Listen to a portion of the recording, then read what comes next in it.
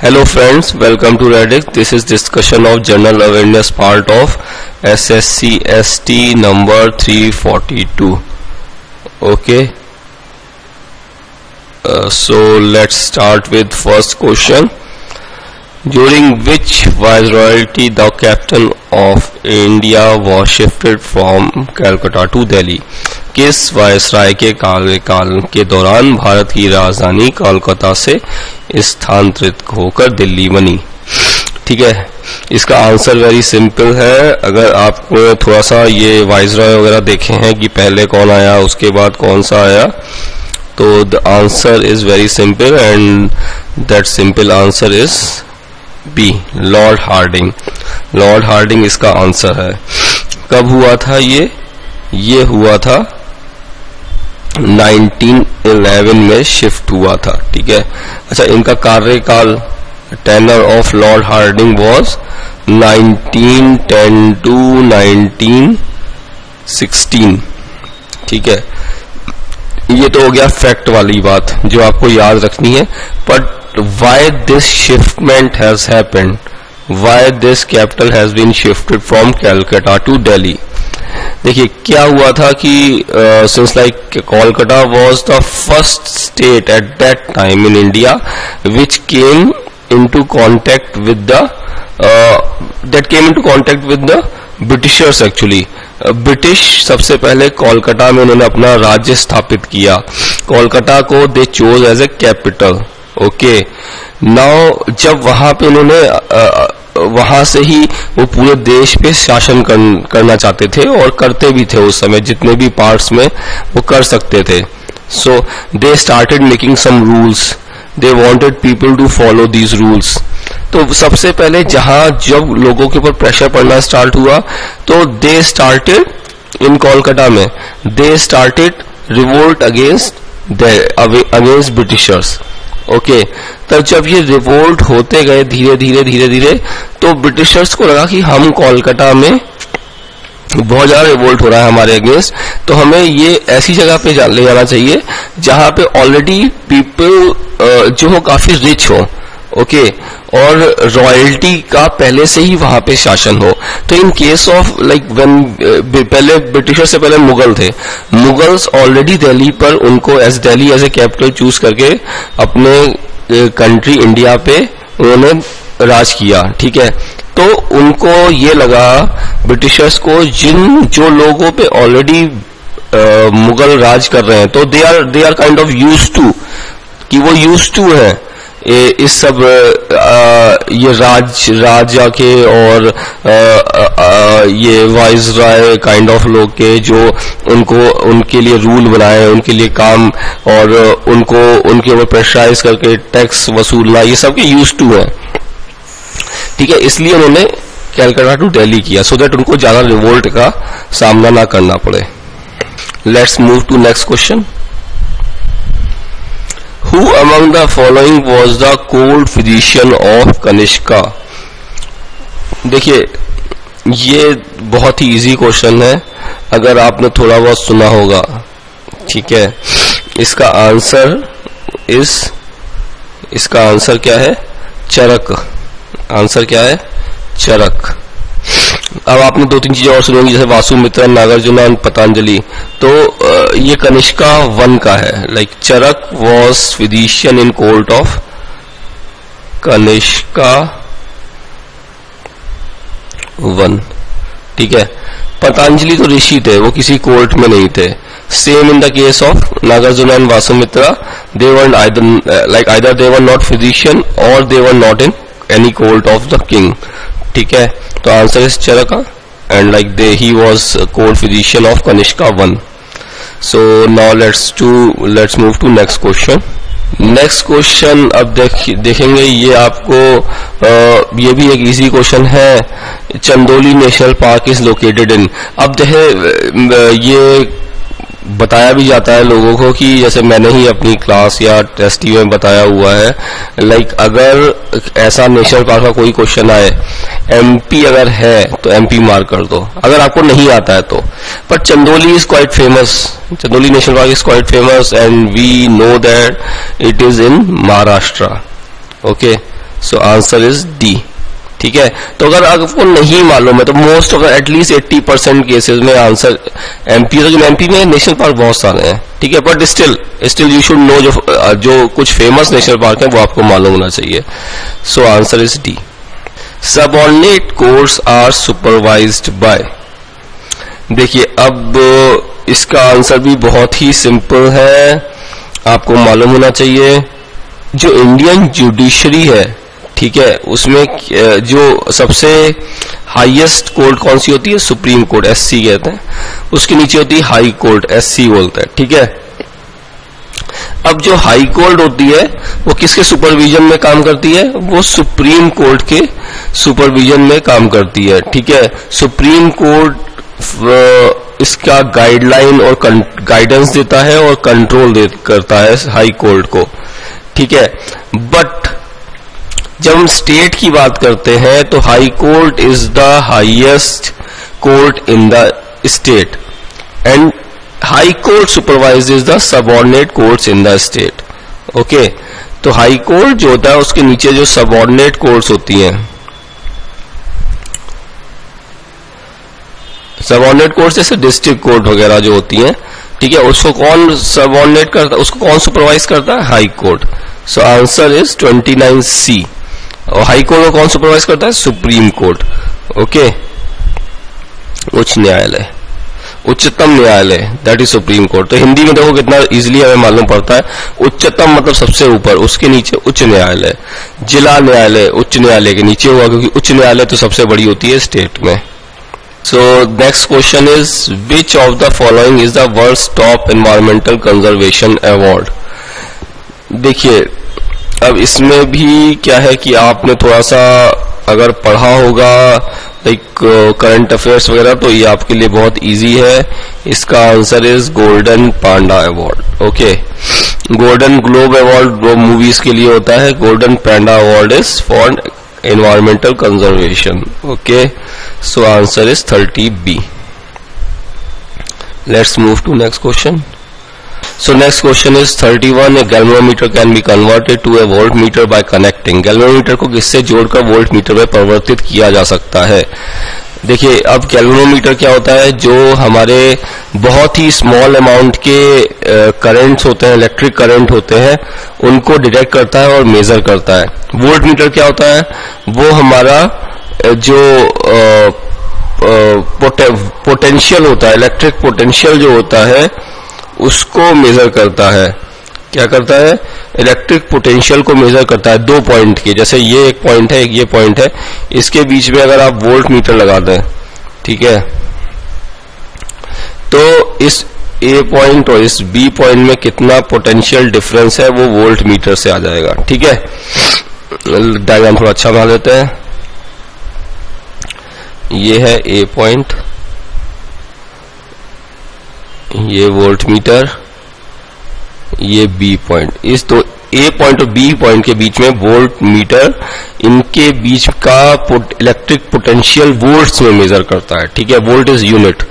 Okay, अब ये कह रहा है गैल्वेनोमीटर क्या करता है? गैल्वेनोमीटर जो करता है वो, जैसे एक ये वायर है, इसमें कोई करंट जा रही है, तो गैल्वेनोमीटर अगर हम यहां लगा देते हैं, ये गैल्वेनोमीटर, ठीक है, तो ये गैल्वेनोमीटर ये है गैल्वेनोमीटर, करंट यहां से फ्लो कर रहा है, तो गैल्वेनोमीटर मेजर करके बताएगा, डिटेक्ट करेगा, मेजर करेगा कि करंट कितना है। ये बहुत ही स्मॉल अमाउंट ऑफ करंट के लिए यूज होता है। ठीक है, अब हमें गैल्वेनोमीटर को वोल्ट मीटर में चेंज करना है, तो हम चाहेंगे कि जो करंट, जैसे अब ये है ए और बी पॉइंट के बीच का वोल्टेज हमें मेजर करना है, तो हम चाहेंगे जो करंट है, जैसे ए और बी पॉइंट के बीच में जो ये करंट बह रही है, हम चाहेंगे कि ये करंट सारी यहां से जाए, इसमें से ना जाए।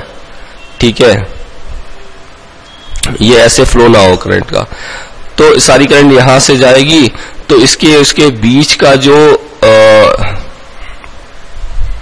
ऐसे ही है, एक मिनट रुकिए, ये हो गया ए पॉइंट, ये हो गया बी पॉइंट, यहां से करंट फ्लो कर रहा है आई। ठीक है, ये गैल्वेनोमीटर इधर लगा दिया, ठीक, ये बी पॉइंट है, ये ए पॉइंट है। अब इसके और इसके बीच का जो हमें वोल्टेज मेजर करना है, जो गैल्वेनोमीटर को वोल्ट मीटर की तरह एक्ट करना है, तो इसे इसके और इसके ए और बी पॉइंट के बीच का वोल्टेज मेजर करना होगा, ठीक है। That is electric potential in volts, ठीक है। इसके लिए हम चाहेंगे करंट जो है यहां से ही फ्लो करे, यहां से करंट का फ्लो ना हो, तो हम क्या करेंगे, यहां पे एक बहुत ही हाई रेजिस्टेंस लगा देंगे सीरीज में, ये गैल्वेनोमीटर के सीरीज में हाई रेजिस्टेंस लगा देंगे, ठीक है। इसकी वजह से क्या होगा, करंट यहां से मेजर नहीं, यहां से फ्लो ही नहीं करेगा, क्योंकि क्या है, यहां से बहुत बड़ा रेजिस्टेंस लगा है, तो करंट का फ्लो यहां तक आएगा, फिर यहां से आगे नहीं बढ़ पाएगा, यहां से आगे नहीं बढ़ पाएगा, क्योंकि रेजिस्टेंस लगा, तो करंट क्या यहां से ही फ्लो करेगा। तो हमें इस पॉइंट और इस पॉइंट के बीच का वोल्टेज मेजर हो जाएगा जब करंट फ्लो ही नहीं करेगा इससे, ठीक है। तो हमारा क्या होगा, हाई रेजिस्टेंस इन सीरीज। 31 का आंसर क्या होगा, बी, ठीक है। इसमें सीरीज में आएंगे high resistance, okay. So let's move to next question. अच्छा, सीरीज और पैरेलल क्या होता है, जैसे ये करंट जा रहा है इधर से, तो सीरीज और ये छोड़िए, सीरीज और पैरेलल कैसे, गैल्वेनोमीटर ऐसे लगा है, तो इसके साथ ही जिसमें गैल्वेनोमीटर इसके यहाँ पे लगा दिया रेजिस्टेंस, तो ये सीरीज में हो गया। अगर गैल्वेनोमीटर ऐसे लगा हुआ है, ठीक है, इसके साथ हमने यहाँ पे ऐसे रेजिस्टेंस लगा दिया, ये पैरेलल में बोलता है, इसे बोलते हैं समांतर। ये गैल्वेनोमीटर है, ये रेजिस्टेंस लगा दिया ऐसे, तो इसे बोलते हैं समांतर में, यानी कि पैरेलल में। और ये अगर साथ में लगा दिया तो इसे बोलते हैं श्रेणी में या फिर सीरीज में। Let's move to next question. Bee sting contains, देखिए बी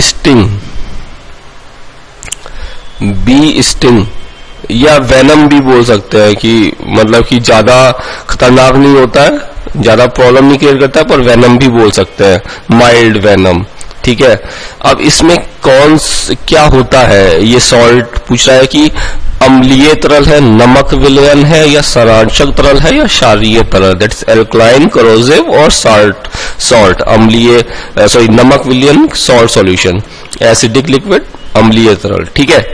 ये तो पूछ रहा है, तो हम जानेंगे कि बी स्टिंग क्या है। बी स्टिंग एक वेनम होता है, माइल्ड वेनम होता है, जिसमें क्या होता है, फॉर्मिक एसिड। ये फॉर्मिक एसिड जो होता है सिर्फ बी स्टिंग में नहीं होता, ये एंट में भी होता है, चींटियां होती है उसमें भी फॉर्मिक एसिड होता है, ठीक है, ठीक है। ये होता है फॉर्मिक एसिड। बट क्या होता है, बी के स्टिंग में, जो बी का वेनम होता है, इसमें सिर्फ फॉर्मिक एसिड ही नहीं होता है, ठीक है, इसमें और भी चीजें होती हैं, ठीक है, जिसके कारण से पेन होता है, ठीक है। तो फॉर्मिक एसिड है तो ऑब्वियसली एसिडिक लिक्विड होगा, तो 32A is the answer, first thing, ठीक है। अब इसको जैसे किसी ने काट लिया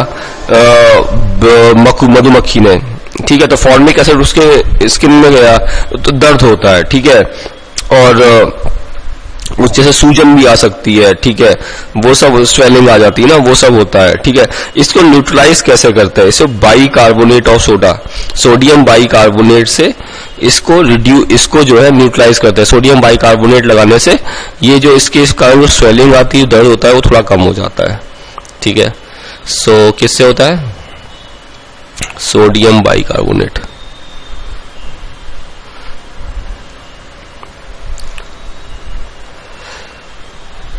सोडियम बाइकार्बोनेट क्या होता है, खाने वाला सोडा, ठीक है, ठीक है। सोडियम बाइकार्बोनेट खाने वाला जो बेकिंग सोडा होता है ना, उसे बोलता है सोडियम बाइकार्बोनेट, ठीक है। उसको लगाने से ये बी स्टिंग जो कम हो जाता है, ठीक है। Let's move to next question. Where is the headquarter of world economic forum located, ठीक है। अब देखिए, ये again this question is of like current affairs, तो ये आपको मालूम होना चाहिए। ये जैसी ऑर्गेनाइजेशन है ना, वर्ल्ड इकोनॉमिक फोरम या वर्ल्ड बैंक, हेडक्वार्टर्स वगैरह थोड़ा देख लीजिए। देखिए, इसका हेडक्वार्टर है जिनेवा में, okay. 33 is B, answer is Geneva, okay. यहाँ जिनेवा कहाँ है, स्विट्जरलैंड में। स्विट्जरलैंड की कैपिटल क्या है, बर्न, ठीक है। स्विट्जरलैंड की कैपिटल जेनेवा भी स्विट्जरलैंड में है। यहाँ पे वर्ल्ड इकोनॉमिक फोरम का हेडक्वार्टर है। ठीक है, वर्ल्ड इकोनॉमिक फोरम जो होता क्लॉस श्वाब ने इसको फाउंड किया था, इसकी नींव रखी थी। एंड कब रखा था? इन 1971। Okay, so answer is Geneva. Geneva is in Switzerland. Switzerland capital is burn. 1971 में वर्ल्ड इकोनॉमिक फोरम को फाउंड किया गया था। किसने किया था? क्लॉस श्वाब ने। ठीक है, किसने किया था? क्लॉस श्वाब ने। ठीक है, let's move to next question. The outermost layer of sun is known as. देखिए, this is again very easy question. जब सूर्य ग्रहण पड़ता है तो आप ये सुनते होंगे, टीवी पे भी आता होगा कि हमको क्या देखना है और क्या नहीं देखना है। ठीक है ना, जैसे सूर्य ग्रहण पड़ता है तो बताते हैं कि एक रिंग ऑफ फायर बन जाती है, ऐसे ऐसे ऐसे ऐसे ये। ठीक है, इसको हमको नहीं देखना होता क्योंकि इतनी ज्यादा तीव्र रोशनी उसमें से आती है, आंखें खराब हो सकती हैं। तो हमसे बोला जाता है कि आप गॉगल्स या काला चश्मा लगा के ऐसा देखिए। तब आपने सुना होगा, तो उसको क्या बोलते हैं? Corona. 34 D is the answer. Actually, sun is surrounded by a jacket of gases called an atmosphere.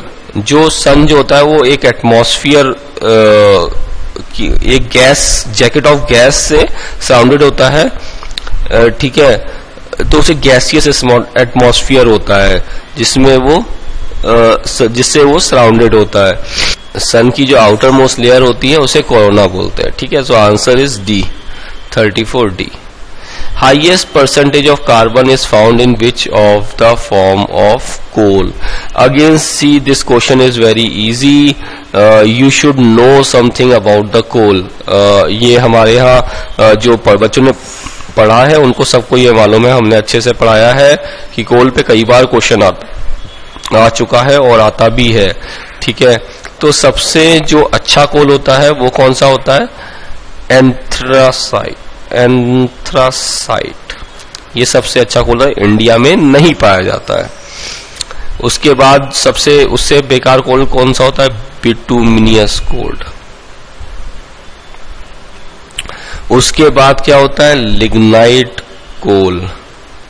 उसके बाद क्या होता है? पीट। ठीक है, इसमें एंथ्रासाइट को अच्छा क्यों माना जाता है? एक तो इसकी सरफेस बहुत शाइनी होती है। ठीक है, मेटेलिक शाइनी सरफेस होती है। इसमें मॉइस्चर कंटेंट जो होता है वो सबसे कम होता है, इजीली जल जाता है ये। ठीक है, इसलिए ये सबसे अच्छा माना जाता है। Okay, so answer is anthracite A. Okay, अच्छा, इसमें अगर ये भी बता दें कार्बन कंटेंट कितना होता है, तो देखिए एंथ्रासाइट में कार्बन कंटेंट जो होता है वो 92% टू 98% होता है। ठीक है, और सब में जो इससे कम होता है, और सब में इनसे कम होता है। So anthracite is the answer. Okay, इसमें सबसे ज्यादा कार्बन कंटेंट होता है। So now let's move to next question. Which country has the largest internet user? Okay, अब ये जो है ये भी बहुत इजी क्वेश्चन है। अगेन करंट अफेयर्स का क्वेश्चन है, ये आपको मालूम होना चाहिए। ठीक है, इसमें जैसे मैं आपको थोड़ा सा बताता हूं, लाइक जो जैसे फॉर एग्जांपल आपको लग रहा होगा आंसर इंडिया है। No, answer is not India और USA. No, answer is China. China में सबसे ज्यादा जो है internet user, nearly 76 crore. India में भी है पर कम है। इंडिया में क्या 46 करोड़। ठीक है, सेकंड नंबर पे इंडिया है, फर्स्ट नंबर पे चाइना है। क्यों इतने ज्यादा है चाइना के पास? क्योंकि हम लोग का पॉपुलेशन तो मतलब कि अब तो बहुत ज्यादा डिफरेंस नहीं रहा है। क्यों? चाइना का जो इंटरनेट पेनिट्रेशन है मतलब कि वो क्या है 52% है, 52%।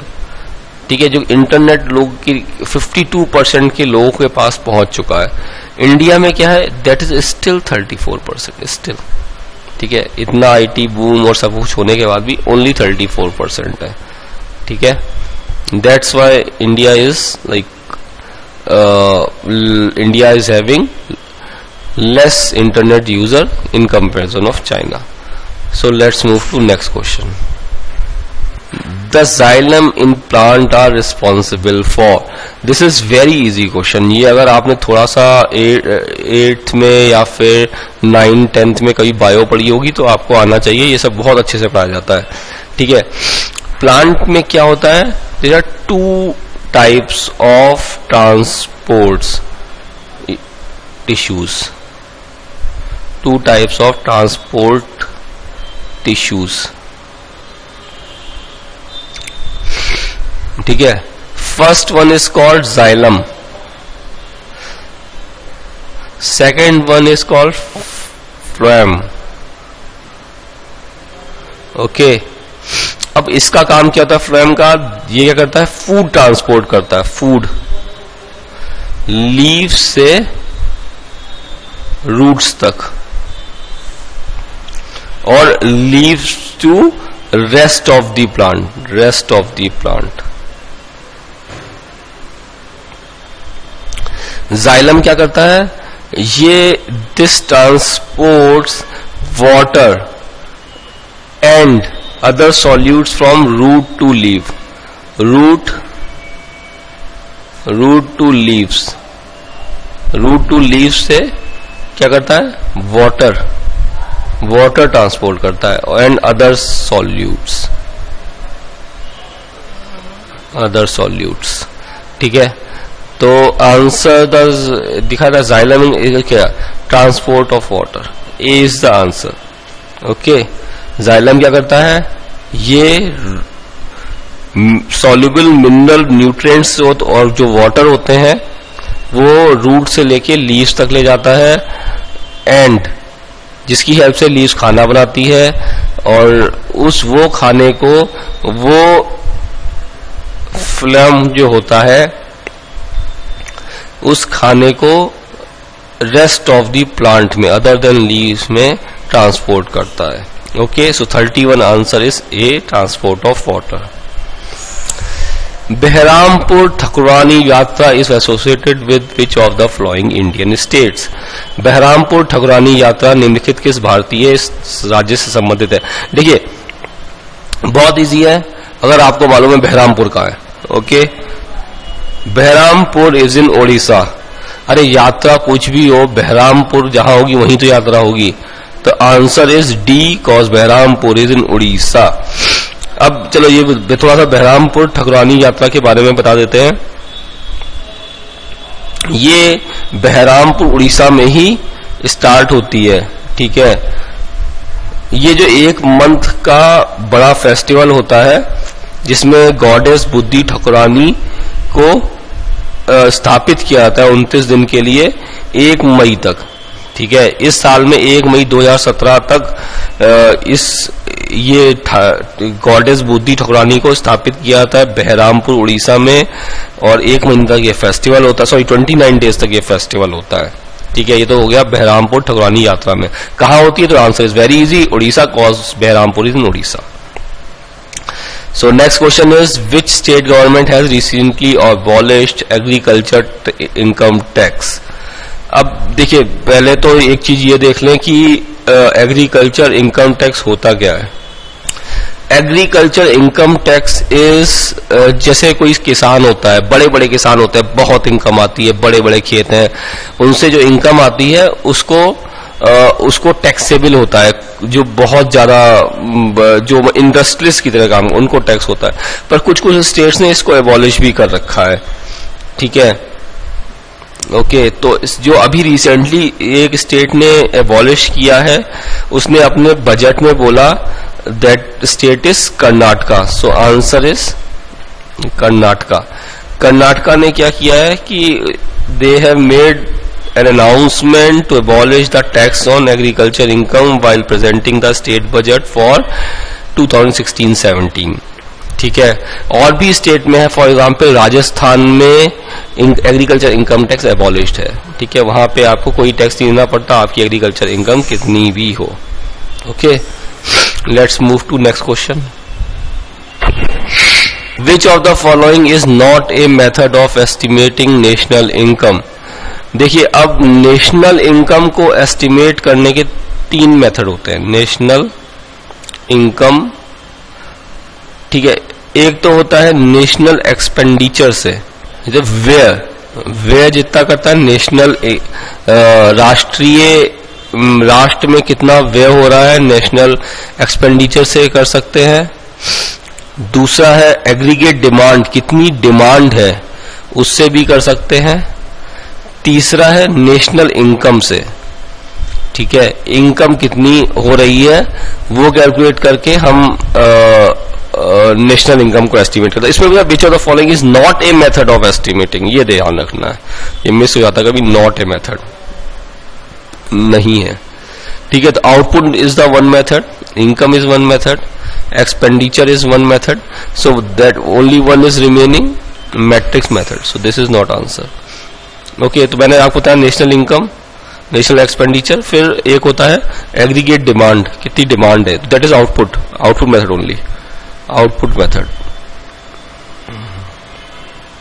ठीक है। ये 3 तरीके होते हैं, इसके अलावा कोई तरीका नहीं है, तो matrix method is not answer, so this is our answer of 40। Okay, 40C is the answer. Now let's move to next question. So next question is, if the name of tribe has to be excluded from the list of scheduled tribe, who has the power for such exclusion? These kind of question you can do only if you have read about the powers of different part or different stakeholder in Indian polity. Okay, so like if you have not joined any coaching, usually the coaching classes they give such classes wherein they teach about the powers of different stakeholder of Indian polity. Okay, so if you have not joined any coaching, then there is a book of Lakshmikant. ये IAS की जो preparation, UPSC की preparation करते हैं ना, वो ये पढ़ते हैं बुक, क्योंकि उसमें काफी इंपॉर्टेंट है polity.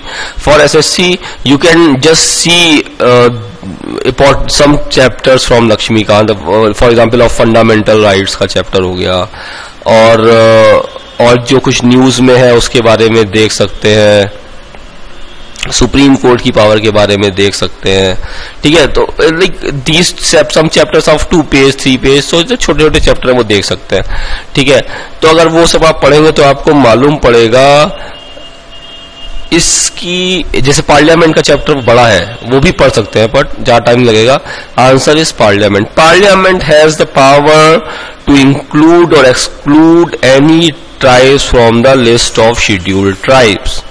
Okay, so answer is B, 41B. The 112 feet tall statue of Lord Shiva has been unveiled in which state?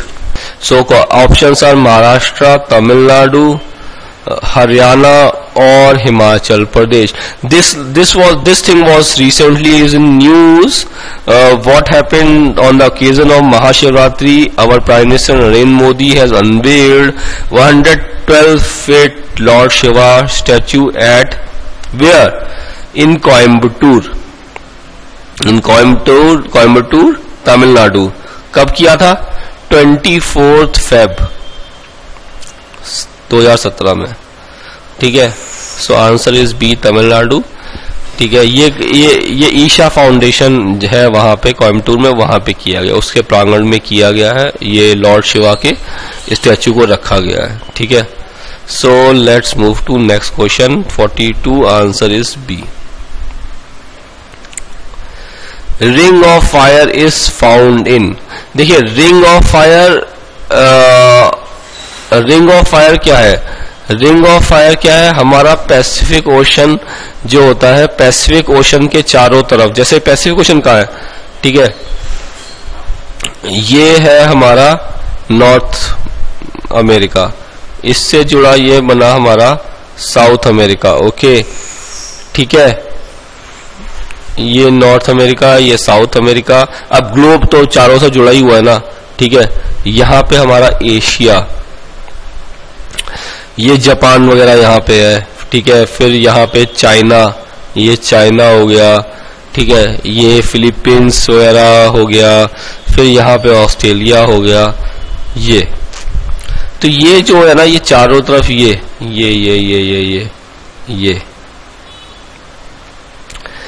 है रिंग ऑफ फायर। क्या है? Ring of fire. This is what? Ring of fire. Okay, तो ये क्या है? ये यहाँ पे पैसिफिक ओशन है, तो answer is Pacific ocean. 43 A is the answer. Which of the following bacterium causes crown gall disease in plant? So 44, again it is a very easy question if you have read about some current affairs. So our answer is Agrobacterium tumefaciens. क्या है answer? Crown gall disease के बारे में बात करें, कीरिट पीतिका रोग के बारे में, ये कौन करता है? एग्रोबैक्टीरियम ट्यूमीफेसियंस करते हैं, ठीक है। सो आंसर इज 44 बी, ठीक है। अब ये डिजीज क्या होती है? जैसे आप देखते हैं कभी जैसे छोटे जो बोगनवेलिया का प्लांट होता है, तो ऐसे ऐसे ये होता है, ये ऊपर फूल वगैरह होते हैं, डंडियां होती, इनमें कभी गोल गोल गोल गोल ऐसे आ जाते हैं, ऐसे ऐसे गोल गोल गोल गोल गोल गोल गोल, ये डंडी है, तो ऐसे ऐसे गोल गोल गोल गोल white white white white colour के कॉटन जैसे डंडी है कि निकली, एक यहाँ भी पूरे प्लांट में फैल जाते हैं। ऑल्दो ये कभी प्लांट को मार नहीं पाते, बट उसको देखने में वो सुंदर नहीं लगता। उसकी डंडियों कलर जो होता है ब्राउन कलर से व्हाइट हो जाता है, और ये इसकी पत्तियां झड़ जाती है इस प्लांट की। ये प्लांट थोड़ा सूखा सा रह जाता है, पर ये प्लांट मरता नहीं है। तो इशू क्या होता है कि प्लांट की जो एक ब्यूटी होती है वो चली जाती है। ओके, ये देखा होगा आपने काफी सारे प्लांट्स में जहां पे फूल वगैरह फूलों के प्लांट होते हैं, या फिर इवन लाइक और भी फ्रूट्स वगैरह में भी ऐसा होता है, ठीक है। So answer is B, agrobacterium tumefaciens. Okay, so let's move to next question, that is 45। इसमें क्या पूछा है? Eustachian tube is found in which part of the human body? यूस्टॉक की नलिका मानव शरीर के किस भाग में स्थित होती है? अगेन ये बहुत इजी क्वेश्चन है, और ये आपको मालूम होना चाहिए। क्यों मालूम होना चाहिए? क्योंकि ये एक बहुत जो ये ट्यूब होती है, ये एक ऐसी ट्यूब होती है जिसमें अगर थोड़ा भी प्रॉब्लम आए तो कई सारे ह्यूमन बॉडी के जो ऑर्गन्स होते हैं वो इफेक्टेड हो जाते हैं, ठीक है। समझ रहे हैं आप? तो इसका आंसर मैं आपको अभी बताता हूं। ये देखिए क्या होती है, ये जैसे हमारा ये हमारा फेस है, यहाँ पे हमारे ऐसे कान है, इतने बड़े नहीं है, थोड़े जब बना रहा हूं ऐसे कान। ये कान के अंदर जो होती है, ये कान के अंदर एक ट्यूब होती है जो कि कान के अंदर से नाक के पीछे आती है। मतलब एक तरह से जो हमारे नॉस्ट्रल्स होते हैं, नाक के छेद होते हैं, उसमें जाके पीछे से जुड़ती है जाके, ठीक है। तो अगर इस यूस्टेशियन ट्यूब में कुछ भी इश्यू होता है तो हमारा ईयर तो इफेक्ट होता ही होता है, नाक पे भी इफेक्ट पड़ता है, ठीक है। जैसे ये हमारी नाक है, ये नाक, ये कान, ये नाक, ये आंख, ठीक है। तो ये यहां से ऐसे ऐसे ऐसे जाती है, और यहाँ नाक के पीछे वाले हिस्से में ये ट्यूब होती है, हमारे नाक के पीछे तक जाती है, और उससे अंदर से वो नॉस्ट्रल से कनेक्टेड होती है कहीं ना कहीं। So answer is B, year. 45 B, ठीक है। अच्छा, अब एक और बात ये बताने वाली है कि यूस्टेशियन जो ट्यूब होती है, ये जो मिडिल ईयर का पार्ट होता है, ये तो हमारा एक्सटर्नल ईयर हो गया, ये मिडिल ईयर हो गया, अंदर इंटरनल ईयर होता है। तो ये जो होता है वो हमारा किसका? मिडिल ईयर का पार्ट होती है, ठीक है। याद रखेंगे, यूस्टेशियन ट्यूब जो होती है मिडिल ईयर का पार्ट होती है। Let's move to next question. Which part of the brain plays an important role in motor control? अब देखिए, एक एक करके देखते हैं। पॉन्स क्या होता है? ठीक है, ये the pons is a part of brain stem and in human and other bipeds lie inferior to mid brain. देखिए हमारा ब्रेन तो होता है, ये हो गई खोपड़ी, ऊपर से देख रहा है, ठीक है, टॉप से, टॉप व्यू है ये, तो ये ब्रेन होता है यहाँ पे, ऐसे ऐसे ऐसे ऐसे ऐसे ब्रेन होता है, ऐसे ऐसे. अब ये जो मिड ब्रेन होता है,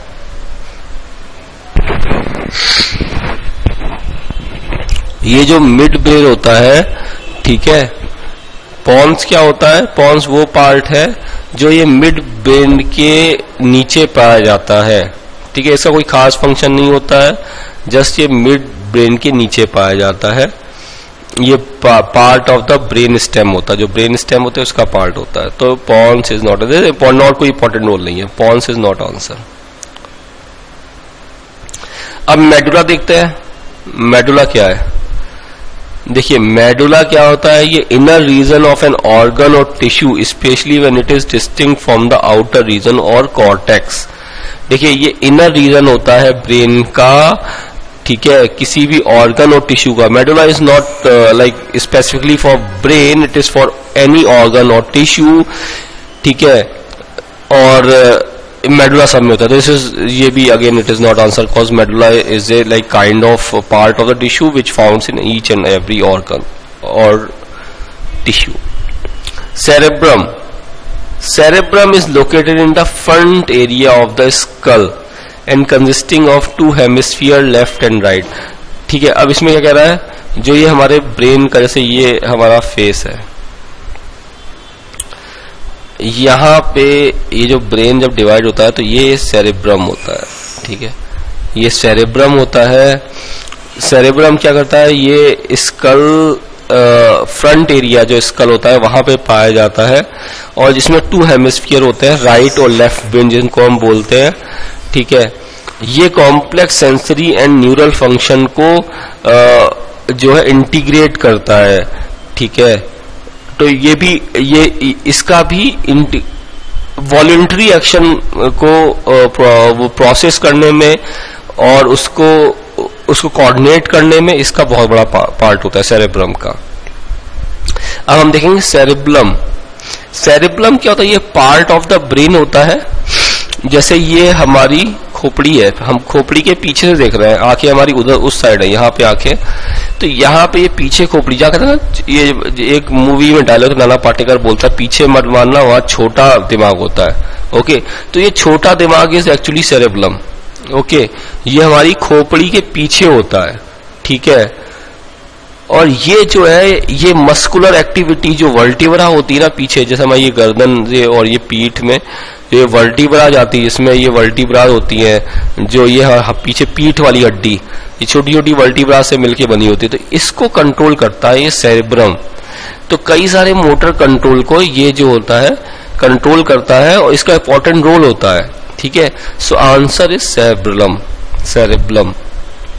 अनुमस्तिष्क. ओके, हिंदी में देखेंगे तो लिखा भी है अनुमस्तिष्क, पीछे वाला, सेरेब्रम प्रमस्तिष्क. ओके, समझे आप. So let's move to next question. This answer was A, 46 answer was A. The frequency of direct current is. अब देखिए डायरेक्ट करंट क्या होती है, ऐसे जाती है, यूं. एसी क्या होती है, ऐसे ऐसे ऐसे जाती है, इसकी कुछ फ्रीक्वेंसी होती है, ठीक है. डायरेक्ट करंट की कोई फ्रीक्वेंसी नहीं होती, इससे answer is 0. A answer is 0. ये सबसे इजी क्वेश्चन था इस टेस्ट का. Let's move to next question. The Veda which deals with the ritual is known as. ठीक है, अब इसमें हम सब वेदा के बारे में थोड़ा देखेंगे. अथर्ववेदा. अथर्ववेदा है क्या है, ये एक प्राइमरी सोर्स ऑफ इंफॉर्मेशन है about Vedic culture, the custom, the belief, the aspiration. Then जो वैदिक लाइफ से रिलेटेड जो चीजें होती थी वो अथर्ववेदा में लिखी जाती थी, ठीक है. सो अथर्ववेदा क्या है, ये इसमें वैदिक कल्चर, कस्टम, बिलीफ, एस्पिरेशन से रिलेटेड चीजें होती हैं. ब्लैक मैजिक इसमें था, आयुर्वेदा इसमें था. तो जो उनकी लाइफ में जो चीजें करते थे वो सब होती थी इसमें, तो रिचुअल्स इसमें नहीं थे. सो आंसर इज नॉट अथर्ववेदा. अब देखते हैं हम ऋग्वेदा. ऋग्वेदा में क्या था, इसमें हाइम्स थे डेडिकेटेड टू डेटीज लाइक अग्नि, इंद्रा एंड अदर गॉड। इसमें गॉड्स के लिए हाइम लिखे हुए थे, ठीक है। उनको कैसे उनको क्या गाया जाता था खुश करने के लिए, इंद्र देवता या फिर फायर या फिर different kind of other deities जो होते थे, इंद्र, अग्नि, वायु, उन सब के लिए, ठीक है। तो ऋग्वेदा इज नॉन आंसर। ना अबाउट सामवेदा। सामवेदा में क्या होता था, इसमें म्यूजिक कैसे गाना है इन हाइम्स को, और हाइम्स भी थे साथ में, किस तरह से म्यूजिक दिया जाएगा, किस तरह से पैटर्न लगाने का, वो भी था। तो this is also not answer. तो बचा क्या, Yajurveda. This is the answer. Why this is the answer? Call this is the Veda which deals with the rituals and different kind of sacrifices including human sacrifice. तो हमारे यजुर्वेदा में इन rituals को बताया जाता था, ठीक है। So B is the answer. 48 B is the answer. 49 prime ministers Ujjwala Yojana is related to. अब देखिए ये बहुत न्यूज में रही है, बहुत पहले से न्यूज में रही है उज्ज्वला योजना, ठीक है। The answer is A, free distribution of LPG connections to socially backward classes. सामाजिक रूप से पिछड़े वर्गों को एलपीजी गैस के वितरण से रिलेटेड है। इसमें ये देखिए लॉन्च किया गया था एलपीजी कनेक्शन देने के लिए जो बीपीएल कैटेगरी के फैमिलीज हैं उनको। So answer is A. 49 answer is A, ठीक। Let's move to next question. 50 agronomy is the practice of raising. देखिए एग्रोनॉमी एक्चुअली में क्या होती है, ठीक है। ये एग्रोनॉमी जब हम प्लांट्स को कैसे उगाना है, किस तरह से उसको हमें सॉइल कंजर्वेशन करना है, किस तरह से जो उससे बाई प्रोडक्ट निकलते हैं उसको कैसे यूज करना है, एक full fledge study of plants की होती है। अब प्लांट से जो बाई प्रोडक्ट निकलते हैं उसको एनिमल्स के लिए भी यूज किया जाता है। Then it also includes the study of production of plants. Production of plants is already there. It also include the study of production of allied activities of agriculture like sericulture और poultry और different kind of allied activities, okay. तो the answer is A, 50A, plants and animals.